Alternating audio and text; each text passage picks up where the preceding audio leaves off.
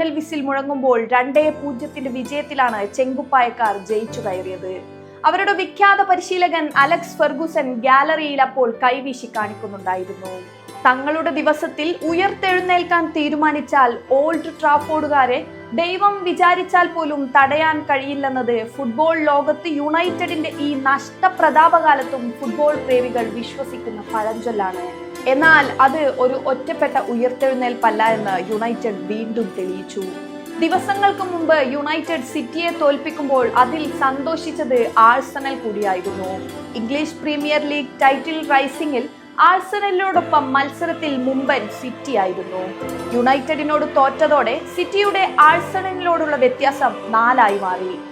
അതുകൊണ്ട് തന്നെ 2ാം സ്ഥാനക്കാരുമായുള്ള ലീഡ് ഉയർത്താമെന്ന ആത്മവിശ്വാസത്തിലാണ് എമിറേറ്റ്സിന്റെ സ്വന്തം മണ്ണിൽ ആഴ്സണൽ യുണൈറ്റഡിനെ നേരിടാൻ ഒരുങ്ങിയത്.